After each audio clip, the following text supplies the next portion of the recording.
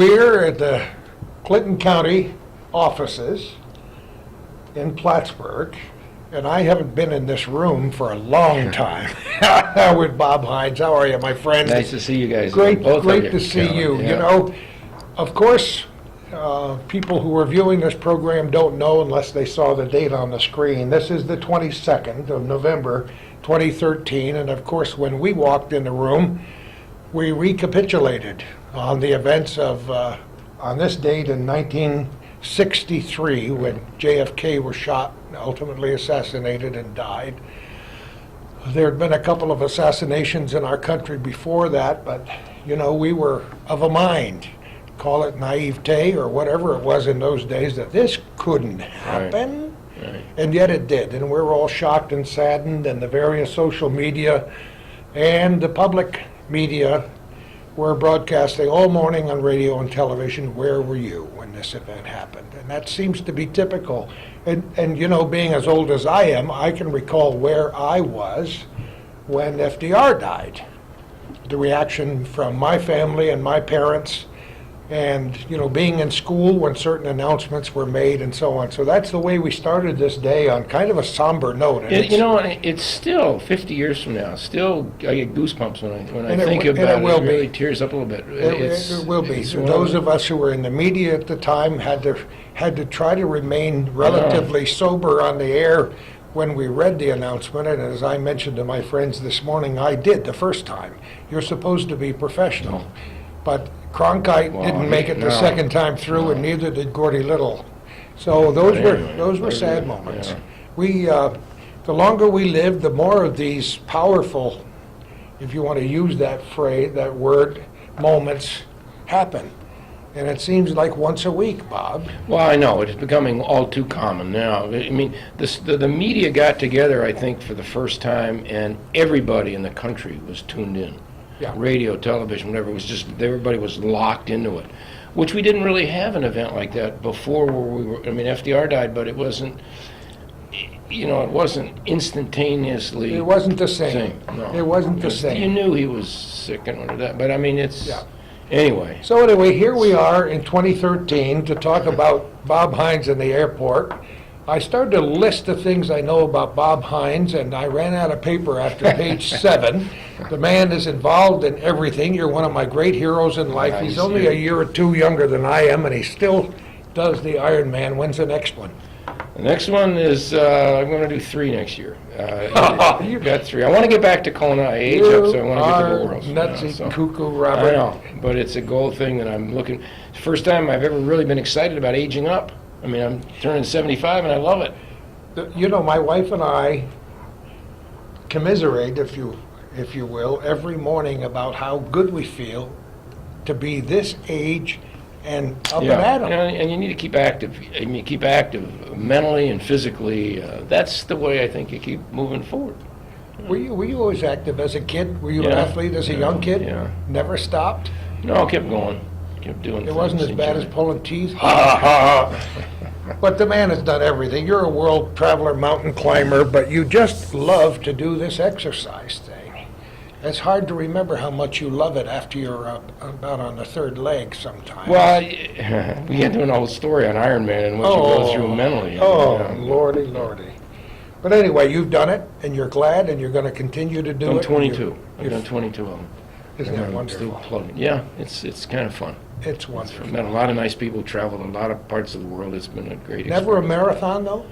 Never done a marathon, Gordy, without swimming 2.4 miles and biking 112 and inland. I've never done one by itself. I probably wouldn't finish. I don't know. You know, it's so funny. Uh, But it's not funny, because some people, as they say, are gluttons for punishment, Well. and you are one of the above. That's true. But it may be the one reason why you are so healthy at your age. You keep mentally and physically Well, I think- active, etc. Physical fitness for seniors is huge. It's hugely important from a lifestyle event. Just to get out and, if you're walking the malls, just get out and walk. Take a walk, eat a handful of peanuts. Yeah. Now they tell us. But anyway, that's- But do your thing. But you've also been interested, besides all the things you've done in your multifarious events of your childhood and your life, you've been involved in politics for quite a long time. When did that germ? I started that way back in the early 90s, late 80s, early 90s in the city, when I got involved with, as an alderman. I know there was a tax revolt almost that was going on at the time, and got involved in that. Marion Berto and I started a taxpayers group. Oh, there's an iconic name. Yeah, and I said, if I'm going to get involved and mouth off, I better throw my hat in the ring and get involved. And so I was an alderman for 4 years. I was also on the school board, which is a tough assignment. School board take my hat off to anybody who runs for that office, let alone serves. The school board is talk about a thankless job. It really is in most areas. Yeah, and it's difficult. So I did that, and then Don Guerin had the seat that I'm in now, Area 10, and he had been there for 20-something years, and approached me about the possibility of becoming a legislator, and had been out of politics for a while. And I thought about it and said, yeah, I'd like to get involved, and thought about it and decided we'd do it, and it's been 12 years now. I mean, this is my last month in office. And hey, it's going to end on December 31st for you. But it was the airport that really got me going. I mean, that was the one focus that I felt I wanted to get involved with, and no better way to do it than get involved at the county level. You know, Martin Luther King Jr. had a dream, and so did the Clinton County Legislature, and a lot of people. And that's something else that you and I can talk about on other occasions.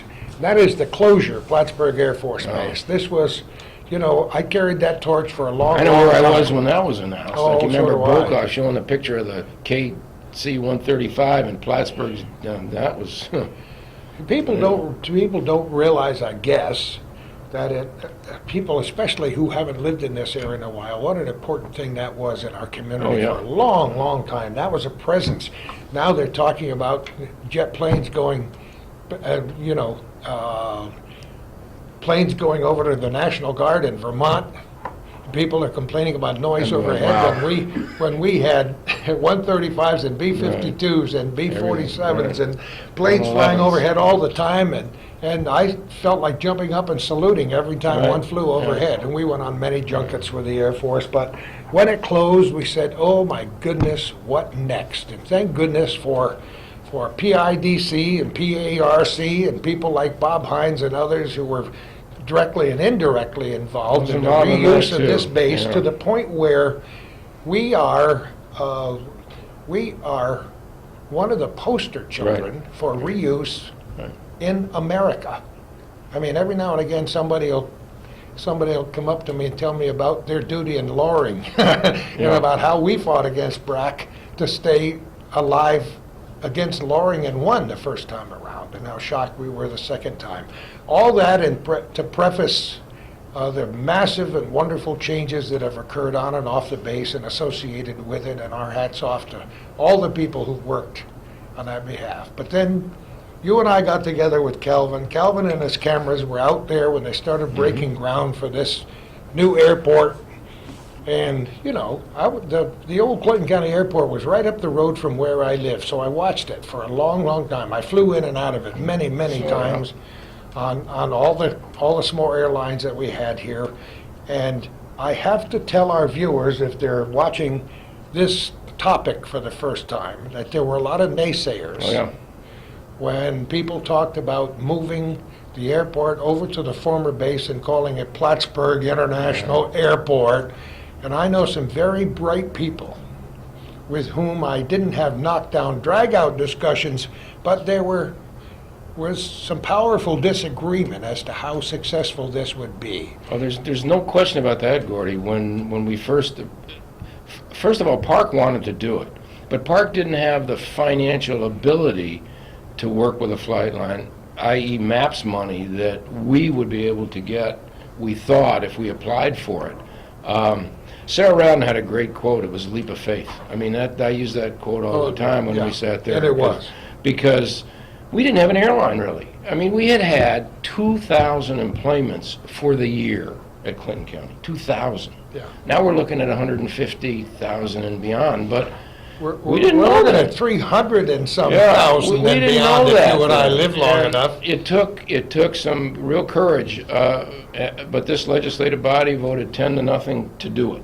I mean, we had the facility. It was just a matter, if we were ever going to do it, you had to do it then. You couldn't wait 3 or 4 years. You had to make the move, and we did. And you were a liaison to the airport right from the beginning. Now that's a special committee that you had? I chair the Plattsburgh International Airport Committee, which has made tremendous decisions throughout the year and throughout the time I've been involved.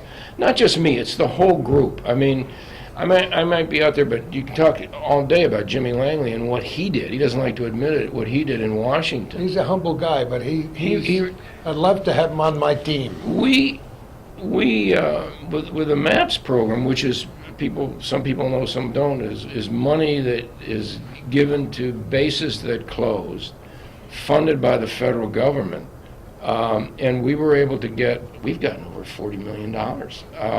The FAA has been tremendous and seen the potential here and helped us at every turn. I mean, they've been fantastic. And Jim Langley, I went to Washington with him to meet Senator Schumer and at that time Senator Clinton and some of the FAA people.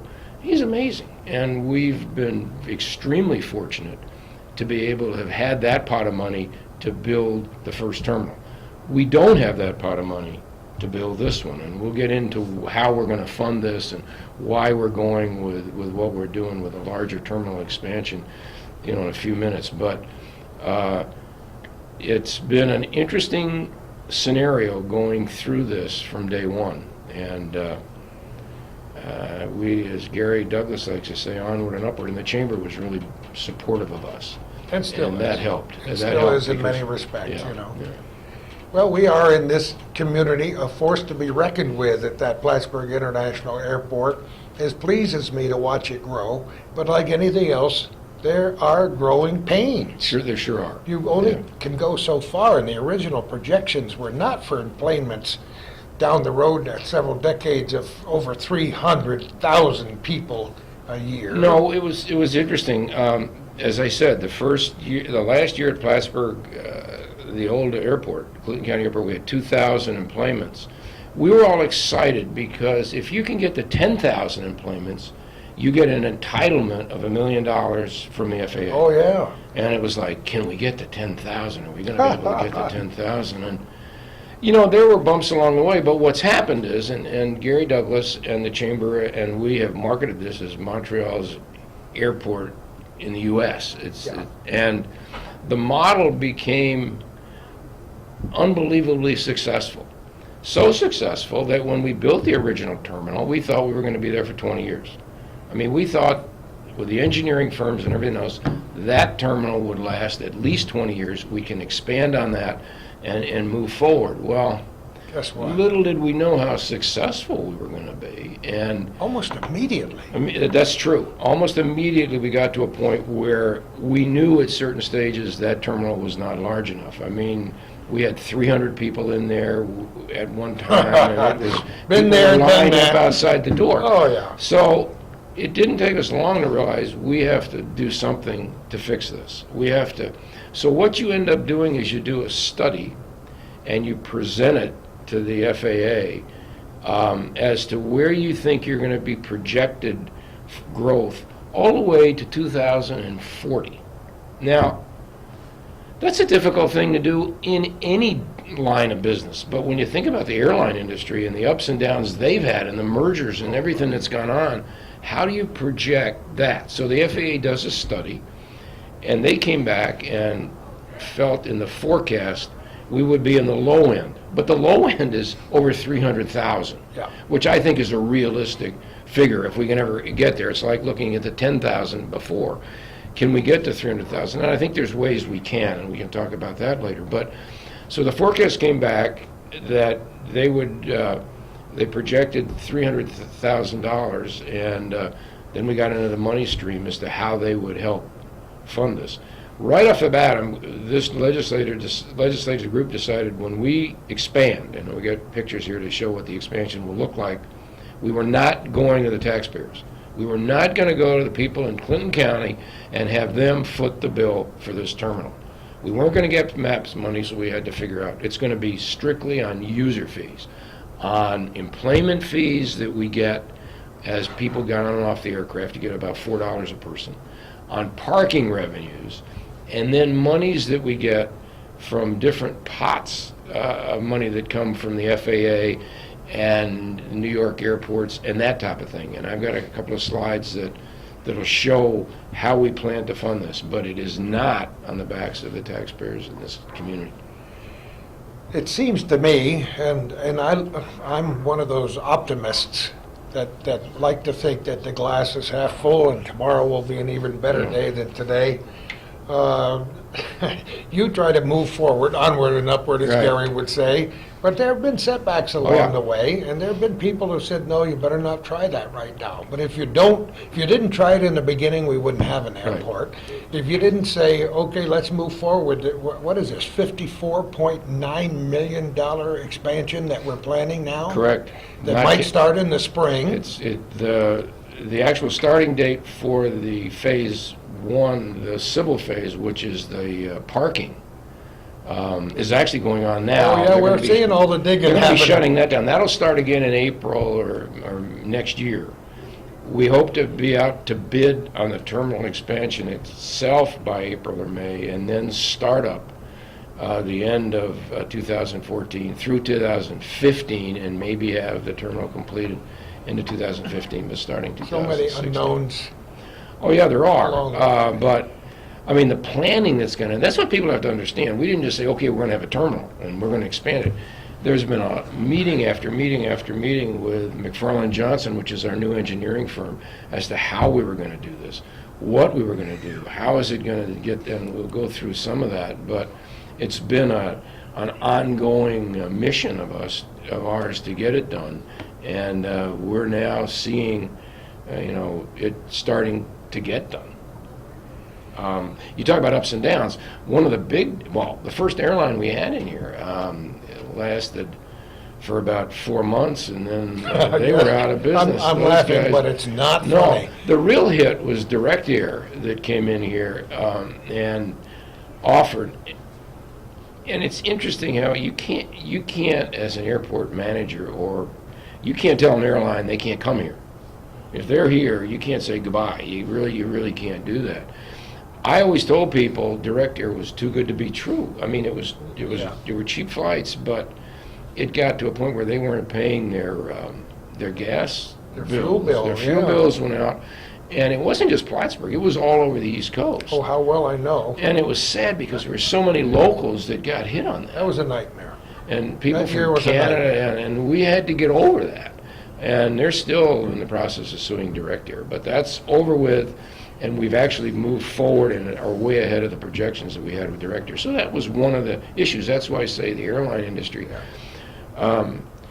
But I'll show you where one of the things I think we have to seriously look at now, and we'll get into that, is customs. I really think we have to sure. look at bringing customs in here. We didn't have the ability to do that. I mean, you look back now and you say, wish we had customs 5 years ago. But when you think about what we would have had to done, we would have had to build a separate building, we would have had to finance it. Oh, yeah. What I don't want to see happen is 5 years from now, say, why didn't we do it now? And there's some things that have to get done in order to do it, but that, I think, is the other bow that you put in, other arrow you put in your quiver to have to attract airlines. So that's where we're headed. Ups and downs along the way. Calvin and I were there at the very Yeah. beginning when Laurentian came and said, let's do this. We're ready to go, and then the bottom fell out of the whole operation. And that's another thing I'm still hopeful for, and I know you are too, and it could happen. It could. With the economy, the way things are going now, that financing could fall into place, and that's another That's seven. another story we'll talk about. Another because we've been story. so close so many times, and that. So close to those 700 jobs. Well, that they it's not promised. only that; it's what it brings. Besides that, all the different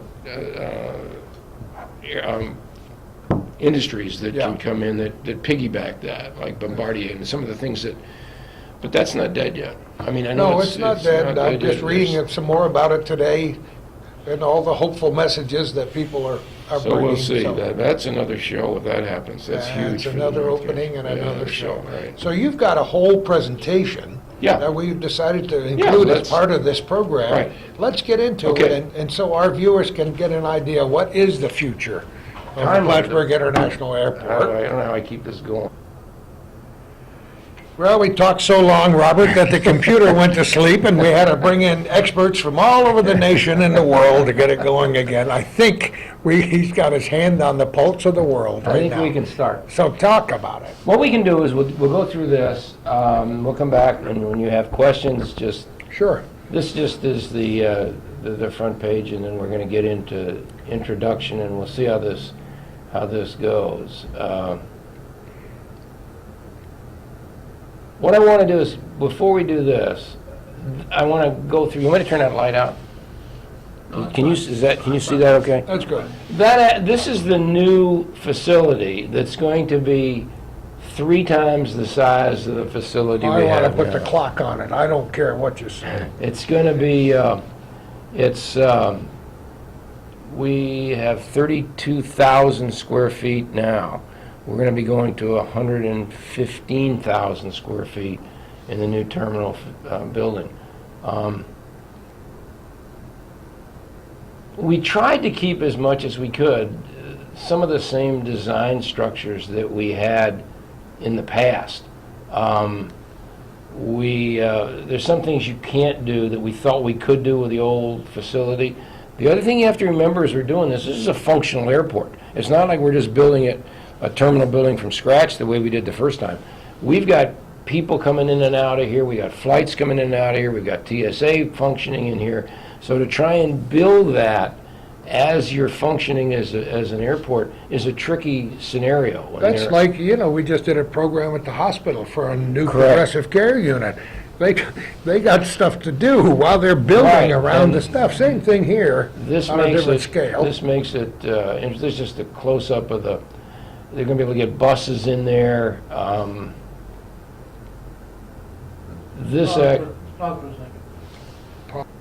So we're back, this is the, looking toward the front of the terminal building, and you can get an idea, I don't have a picture of the old one, but I mean, you're 3 times the size of the original facility that we had. What criteria would they use? Did you have any input into what this thing was going to look like? Did you have to stay Right. within a framework? We went through various architectural designs to try and come up, and again, they were limited to a certain extent because we have a functional airport, and to try and work around that and build out from that. Sure. While the airport, so they were limited to a certain extent on that.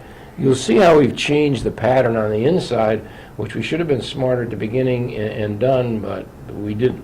But that's the exterior. Again, they've got, the whole parking area is gonna be changed too, but I mean, this is big enough for buses. It is gonna be easier getting in and out. We tried to keep the roof lines to a certain extent, to some extent the same, so there wasn't dramatic changes.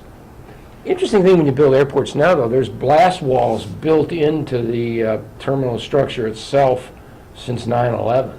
So there are other issues that enter into the picture. We wanted to keep it as open as we could. When you come in now, there are a couple of ways to get in. You would come in from down here, and I'm going to show you how the layout sets up in the future, but this is looking at the new gates, or the new ticket counters that we'll have, and I think there'll be 7.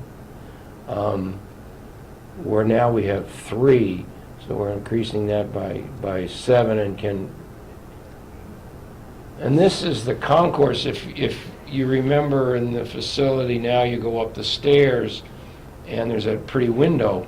Well, the window is going to be moved because we're going to have room here now for 300 to 400 people or more. And we wanted to keep an open concept because there is a pretty view looking at. You look out It's at a beautiful Whiteface, view, yeah. and we've kept that concept in the concert area itself, pretty much this we've changed it. And that's the back part of the facility. That's looking at it from the airport side. And we're going to have, right now we have one jet bridge. What's a jet bridge? A jet bridge is what you get on and off the aircraft with. Yeah, It's jetway one or of a these, jet jetway. bridge, yeah. They're like $450,000. Oh, sure. I didn't know that before. So we have one, we will have four. That's going to stop the problems that we've had with an airliner here and another one sitting here waiting. That problem is going to be eliminated with four. We have the ability to go to six, but we decided at this point four is better than, and we already have one, so we'll be adding three. Now this just shows, I mean, we're in the process of digging, they're out there now, increasing parking. We're going to go to almost double the size of the parking, so we'll be almost at 3,800, close to 4,000 parking spots. That's something we've watched grow from the very beginning. And some people say, why didn't we do a parking garage? Parking garages are unbelievably expensive. I mean, a parking garage itself is going to be $21 to $22 million.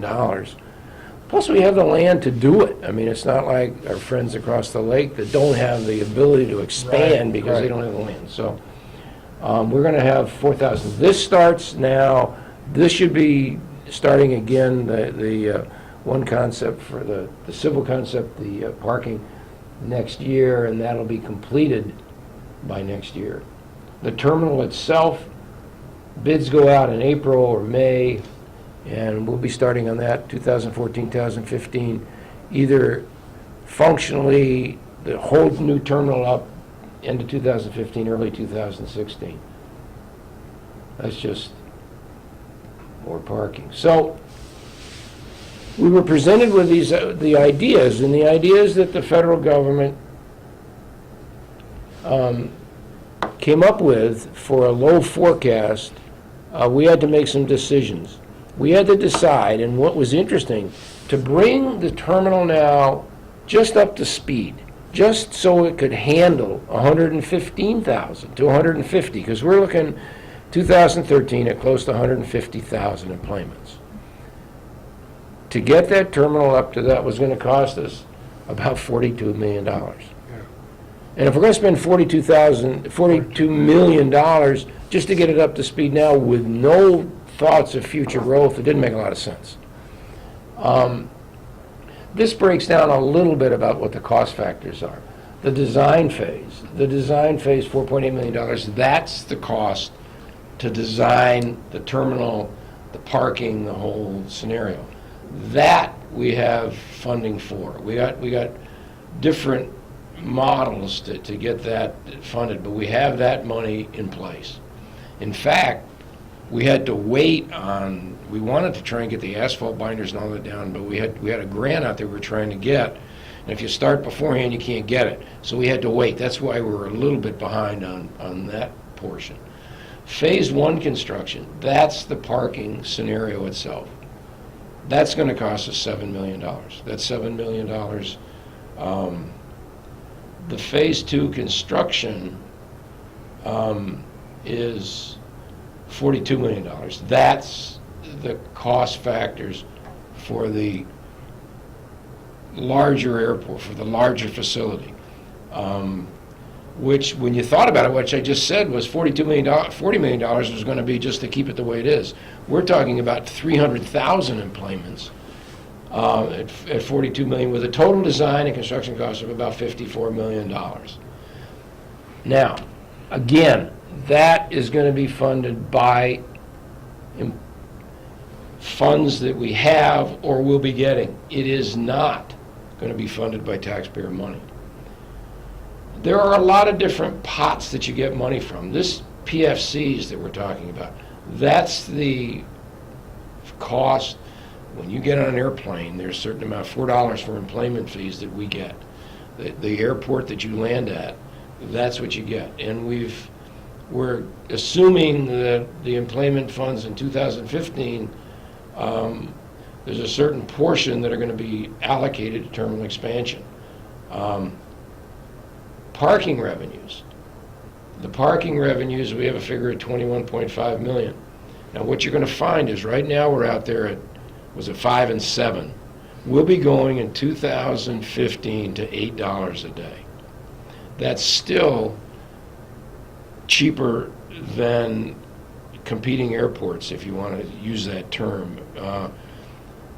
We try, in the beginning, we should remind our viewers who aren't too familiar with this whole scenario, tried free parking for a long time, and boy, did it bring people down from Canada and elsewhere. And it made a difference, it really did. To start, we used that was one of the things that got us going. And I'm sensitive to raising parking fees. I mean, I am. That's why 2015 at $8. But if you're projecting out 30 years, Oh, sure. you know, you don't know. I mean, but you hope you can. You got to stay competitive. We got to be below existing airports around us by at least, I think, $5 to $7 a day.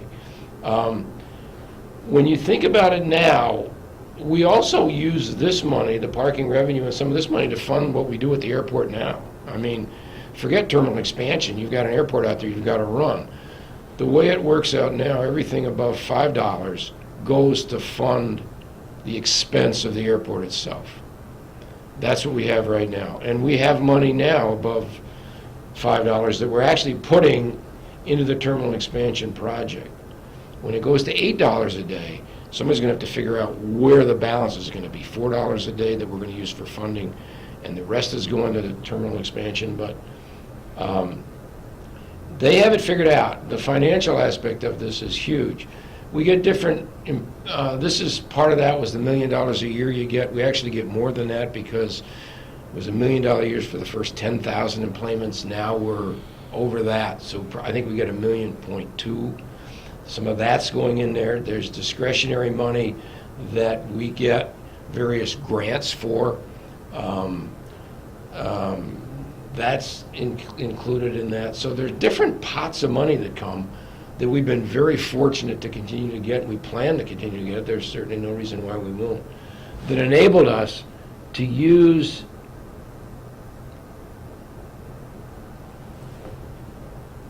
you really want the bigger nut to crack. This is the total bill when you talk about interest, what the interest is going to cost. But when you talk about that, you got to look at this figure, 2043.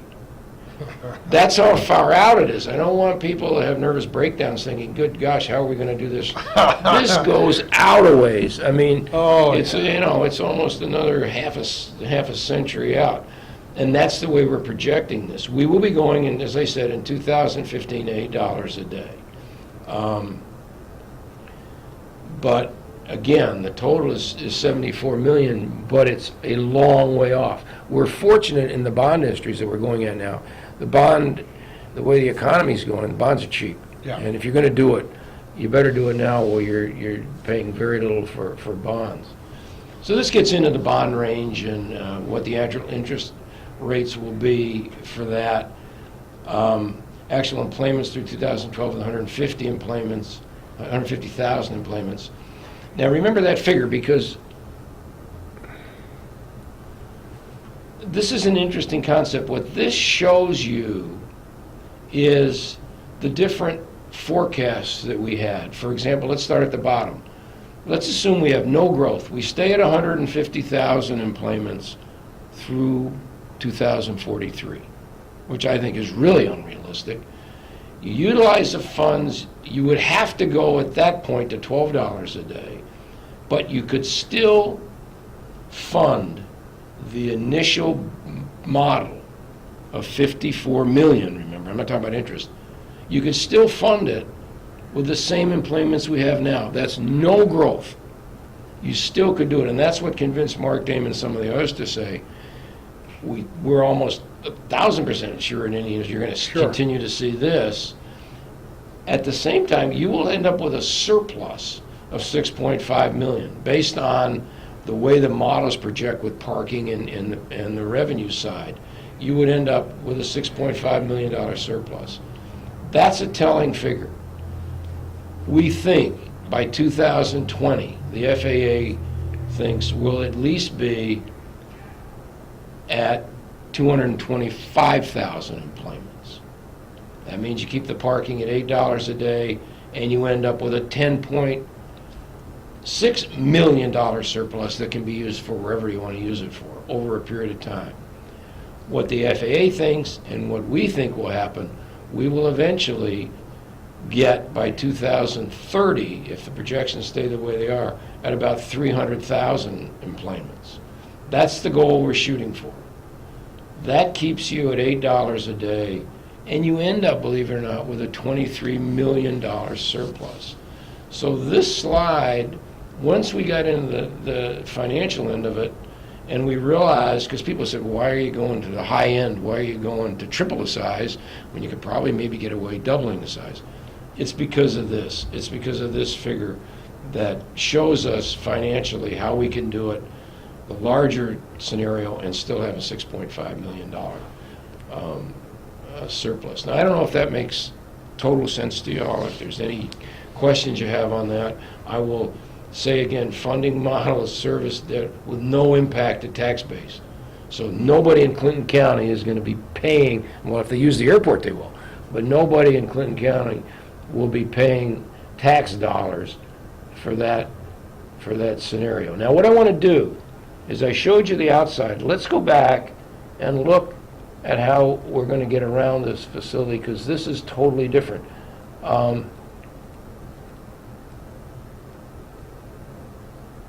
This is the first floor. And you got to think for a minute. When you go in that terminal now, the way we structured it really wasn't the smartest way to structure it.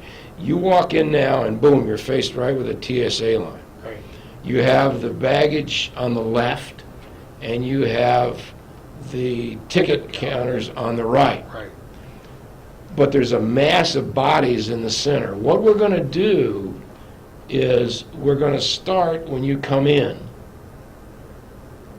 There's going to be escalators and stairs that are going to, you're going to go in and you're going to get your tickets. So you're going to walk in here, get your tickets here. This will be expanded. I remember showing you the picture of the Sure. ticket counters. This goes out this way. Your bags will be processed through here. The bags go here. You don't see them till you get to your destination, you hope.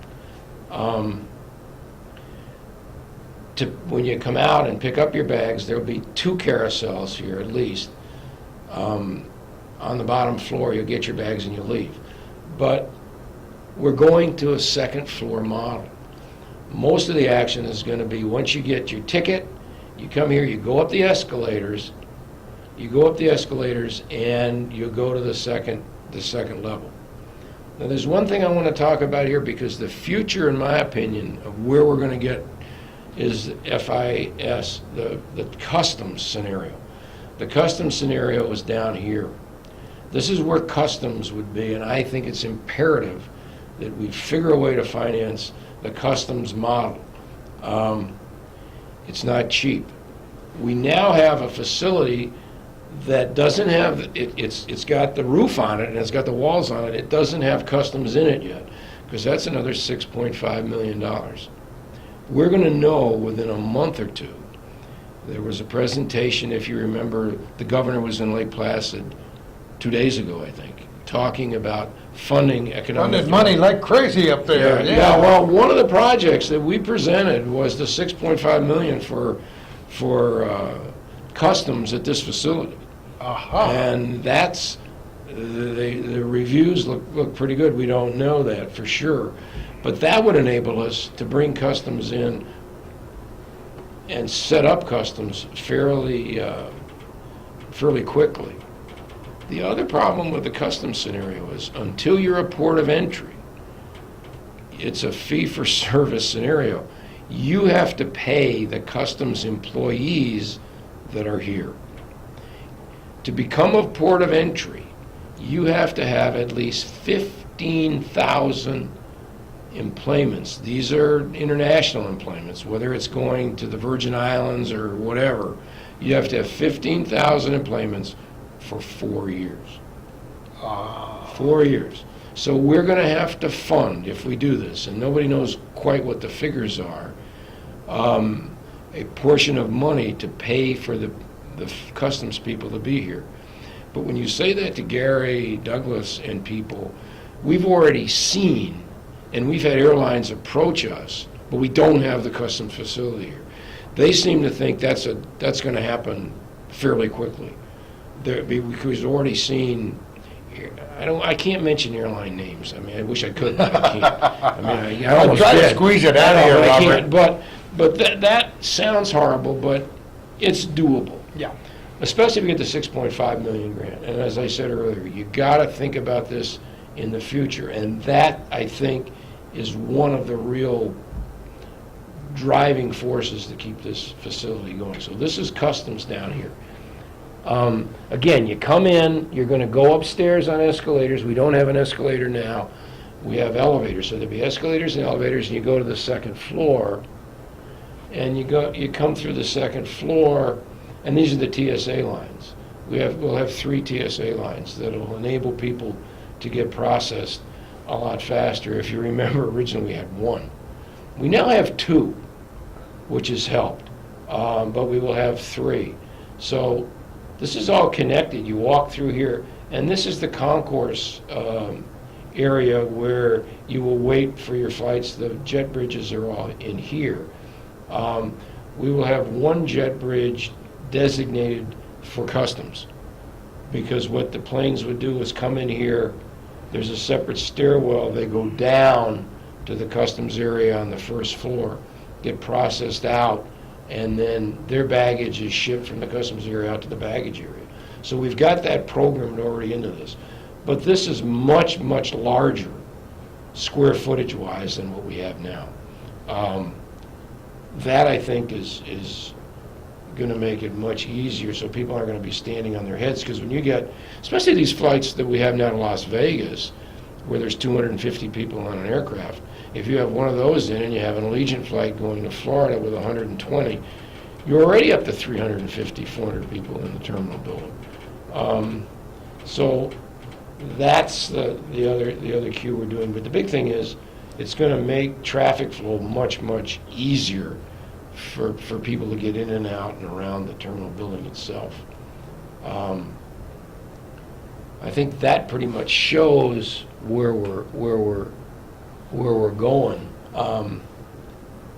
We have now, as everybody knows, we have 3 airlines. Basically, we're working with Allegiant, we're working with Spirit, we're working with an airline that a lot of people haven't used, but it's a tremendous bargain, is this Penn Air to Boston. Yeah. The cost to go from Montreal to Boston, sometimes with a stop, can be anywhere from $500 to $1,000. Penn Air is flying to Boston round trip for sometimes close to $150. That's round trip. That has to be marketed much, much more. We're the only airline, that's the only facility in this area that can go to Boston direct.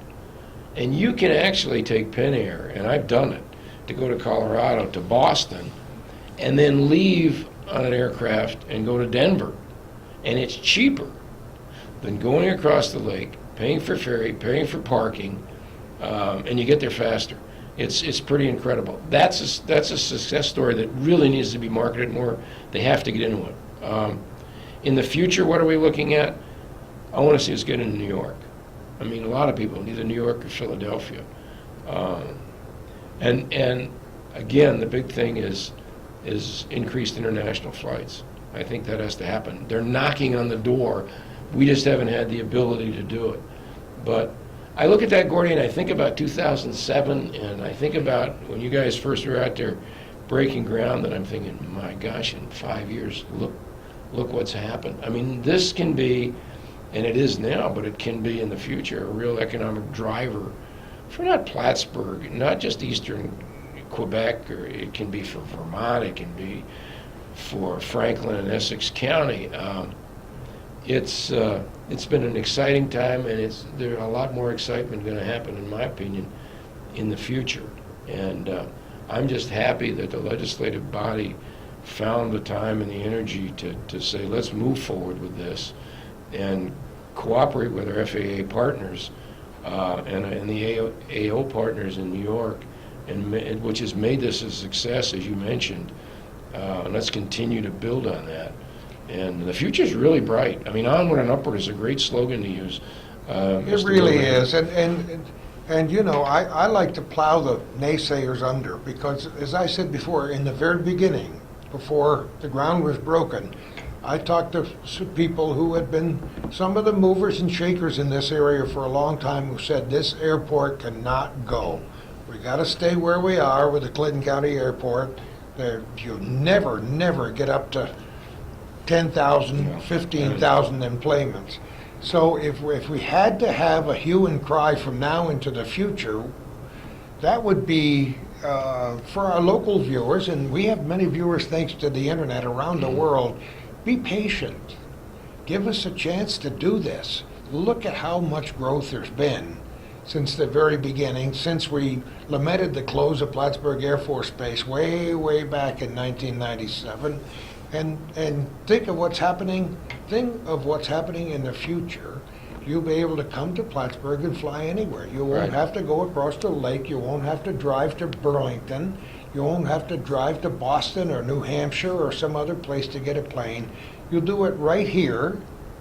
And if the plane doesn't fly because of bad weather that night, you go home and sleep in your own bed and come back the next morning. Well, the other thing we're talking about, too, if the old alert facility, we're talking about, we went on an RFP for a hotel complex in that spot. So, yeah. So that's another economic driver that will help the community. I believe that'll happen.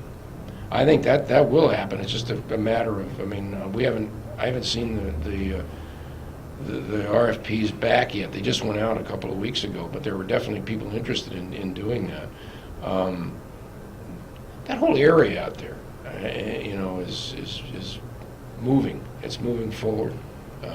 You know, and I'm happy to see it. I mean, this has been, you know, I've just been tied into this so long. I'm going to miss it from a standpoint of watching it go forward. But boy, it's. But you know, I talked to my replacement, Bobby Hall. He's all excited about the airport. I'm going to sit down with him next week or the week after, and we're going to go over why we got where we got, because he's excited about seeing it happen. So your telephone will be ringing. You'll be sneaking over here. Yeah, we'll see. You'll be working ad hoc with this thing from now into the distant future. You know, that's the only regret I have of being 76 years old. I won't be able to see some of this. Well, 2040 is, you know. You know, somebody's telling me what was going to. I can't wait till 2020. I'm going to say, am I going to push my wheelchair, or am I going to push Calvin yours? will still be out. Oh, he'll be still doing it. But you know what? We have seen so many massive changes. I've only been here since 1961. But in reality, I was here to pour a lot of the cement on this runway and in all the pads. Way back when, in the early 50s, this Air Force Base construction helped me to get through 6 years of college. And so my connection has been very close down through the years, promoting the missions of the Air Base, feeling awful when we thought it might close, and then picking ourselves up by our bootstraps, thanks to people like you and other people. The community really got behind. I mean, you're not kidding. It was a devastating time, but the people came together. I can still remember the first PIAC meeting when we sat there and we needed a chairman, and Senator Stafford is looking around the room. There were 14 of us in the room, and he said, "I need a chairman." And it was reminding me of college, like the day when you knew there was somebody's going to call for a presentation and you weren't ready for yours. And I was trying to get his under the table. And Stafford's looking at everybody, and he picked Bill McBride. And Bill McBride, I think he probably knew about it beforehand, but I mean, he didn't reluctantly take it, but he said, "I'll chair it," and that's the way it started. Now's a good time for us to tip our hat to people like Oh, Bill yeah. McBride and those people who were great forces in binding the air base with the community way back when for the liaison committee, Roger Forrance, and so many other people. And then continuing on when the base closed and picking up the baton and moving it forward. I might not get another chance before the end of the year because we're recording this in late November, and happy Thanksgiving, by the way, Robert. Same to everybody. So I might not get a chance to tip my hat to you and compliment you for all your hard work. Our viewers know when something gets done because they see it in the media, but they don't know what goes on in the trenches, as they say. That's true. And, if you were to tally the number of hours you're spent thinking about and talking about Plattsburgh International Airport since the beginning, it wouldn't fit on a stenographer's pad. But this is, I don't know if you're even thinking about your legacy because you'll still be running like Forrest Gump. You'll be running way into the next. But when you really want to do something and you're really involved in it, you don't think about the hours really. No, you just Unless do it. you do it Just because do it. That's my philosophy. you have a Just do goal it. and you want to get it done, and it's exciting, and you just do it. You're Yeah. out. But if people, a couple of weeks ago, I had friends visiting me from Massachusetts. The woman and her husband were stationed on Plattsburgh Air Force Base and became friends of mine way back when through various means. And he had the bad sense to die a few years ago, and she's moved back to her hometown. But every now and again, she comes over here to see what's changed. And I met her to sign a couple of my books to take back to give to grandchildren, and she said, my daughter and I just took a ride around the base today. They hadn't been here That's in like 30 years, Yeah. and she was just blown Right. away. We watched the transition, and we're pleased with it. But for somebody who comes to town and drives up Route 3 or Ruger Street or Right, the it Tom says, Miller wow. Road, and yeah. wow, this is not Podunk anymore. And this, when you talk about Plattsburgh International Plattsburgh International Airport putting us on the map, you aren't kidding. Oh, it has. It really has. I mean, in the It- beginning, Calvin and I interviewed people from Quebec saying, yes, we'll drive down here every darn time we fly. We'll We have drive people down from here. Toronto. It's pretty amazing what's and with an international, and that's what we're trying to say. Customs. Let's put an I. Let's put the I for international in there Yeah. because that's the next step. And there are things happening behind the scenes that the public can't know about yet. There have to be Yeah. secrets because you can't let the cat. It was like Laurentian in the beginning. We didn't even know the name of the place until some things were signed. Let's keep our fingers crossed Yeah. and see where we are, and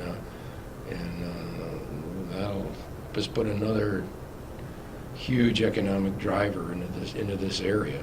And again, to keep people here. I mean, I don't want to get into the political end of it, but I mean to keep young people staying here and not because of lack of jobs having to move out of the area unless you have a specific profession, but to have that type of a facility is huge. But I don't want let's do it when we know it's coming for sure. So now for your personal future, how long are you going to work in the dentistry? I enjoy business? dentistry. I really do. I really enjoy it. I enjoy kids. There aren't many things you've done in your life that you haven't had a ball doing. That's except maybe in the shark cage with the great whites in Oh, South Africa. That's well. another story. But no, I still enjoy it, and as long as I can, we do take a month now. I go to Tucson for a month to train. It's a good place to train, and how many people do you know who go there to train? Tucson's amazing. Oh, are you kidding me? I mean, I know so many fine athletes that are working behind the scenes right now and training and moving there to go to school and to teach, Yeah. to train. But we have groups that, hardcores, I run in the winter outside. Yeah. And there's a group, if we're gonna run Sunday, it's gonna be 10 degrees and snowing. But, we'll go out and do our thing.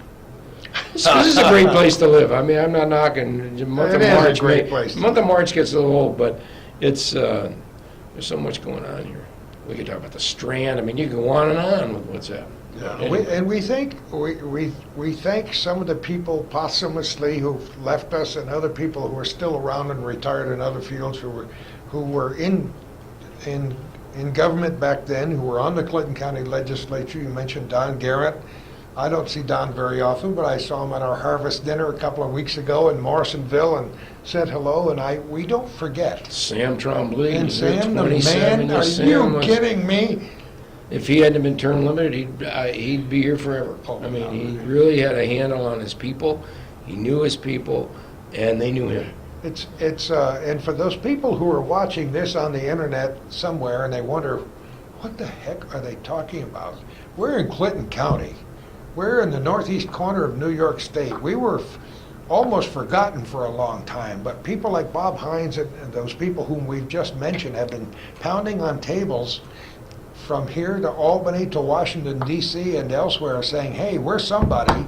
We want this to happen up north, and these people have been able to get it done. So I mentioned movers and shakers before, and we've Yeah. known a lot of them. At least Yeah. I have over the last almost 53 years in the media up here in Plattsburgh.